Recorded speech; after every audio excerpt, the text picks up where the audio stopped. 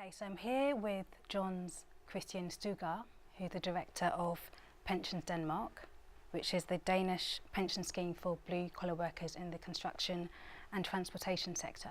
Welcome. Thank you very much. Okay, so we're here at the Series and UN Investor Summit on climate risk. And after COP21, there's been more certainty that the world's moving to a low-carbon economy. As an investor, are there enough opportunities out there for you to invest in this area? I think there is, but it's also a field that has become intensely crowded. What has happened with the COP21 deal was actually that we've seen a situation where the national governments have put forward plans for how they would like to move forward. And for us as an investor, that can basically be looked upon as an investment catalog. If the plans will be put into place, it's actually going to tell us where the investment opportunities are going to be going forward. And we can build on the experience that we already have from investing in wind farms, biomass power plants and energy transmission. And how do you approach carbon and fossil fuel risk in your portfolio? As we do with the engagement, we do it very much on a case-by-case basis. If we look at sort of our overall portfolio at PensionDanmark, we now have invested in more than 2,000 megawatts of renewable energy. So we actually have as much renewable energy as our 700,000 members consume every year. So we can sort of say that we have renewable energy matching the power consumption of our members. So in that sense, it's something that we have a strong focus on. And then we take it down on a company-by-company basis. Look at individual companies, what is their carbon risk, and how can we work with the company and with other investors to forward a situation where companies have a prudent plan for tackling the carbon risks that they're meeting in their portfolios. So you're supportive of initiatives like the Aiming for A initiative? And we voted with the Aiming for A at a couple of AGMs last year, and there's going to be a number of Aiming for A proposals going to AGMs this spring, which it looks like we're going to back, but we're going to look at the finer details when they're a part of sort of the AGM material that we receive at the time. So have you been scrutinising the INDCs internally at PensionDanmark? Not in detail, because for us as an investor, the most important thing is to see what's actually is going to be put out there as specific investment opportunities. But the different catalogs gives actually an idea of what will come forward, where would this development go. But for us to undertake that as a detailed scrutiny, we need to be in a situation where we are at investable projects. So we need to be a couple of steps ahead. Okay. But up until that point, there's still a lot of investment opportunities out there that we're pursuing. In the past year, we've closed the deals on a biomass power plant in the UK. We've continued constructing an interconnector in Germany, and we're also looking into building a number of wind farms in different places in Europe. So there are investment opportunities out there, especially as a greenfield investor. Okay, so you don't find barriers to investing in low carbon opportunities?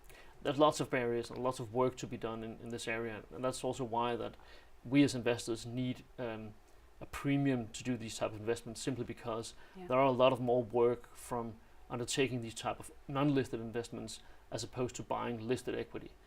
We can buy a billion worth of listed equity in more or less in a split second, whereas if we need to invest that kind of money in unlisted projects, it takes a lot more work, it takes a lot more technical and legal due diligence, and that work, of course, we need to get some sort of premium for. So the opportunities are out there, but it's also a lot of hard work. No denial about that.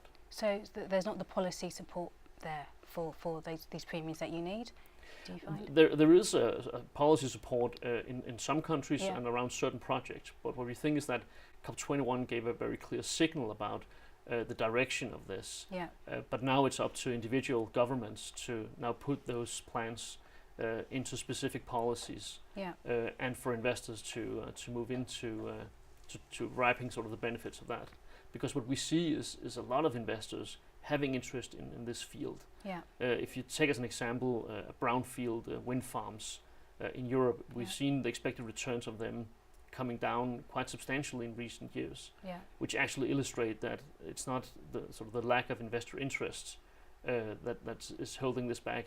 It might be in certain cases lack of risk appetite in terms of greenfield projects, or lack of sort of the right projects that match the asset liability situation of an individual investor.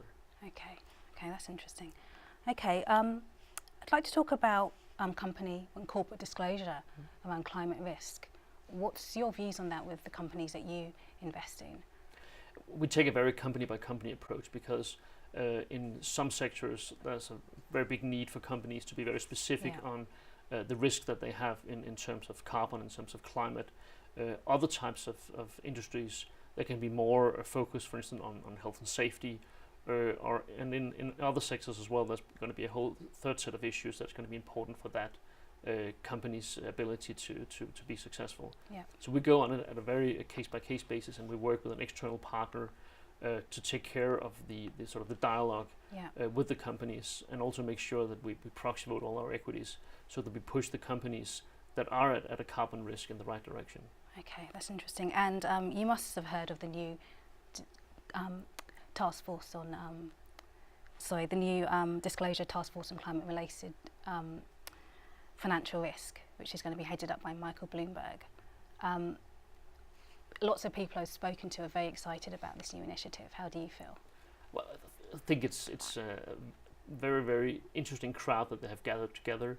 And as far as I understand the conversation, they're going to do sort of an as-is report that's going to come out in March, which we're going to look at with great interest, because it's sort of a point zero of what they can achieve going forward. So I think that it's a very interesting initiative, and it's also very interesting that Mark Carney has sort of set himself in front of this, and with Michael Bloomberg being a voice on this issue for a number of years. There's really some number of strong people involved in this that will be able to take this agenda forward. Sure, yeah, it's very interesting.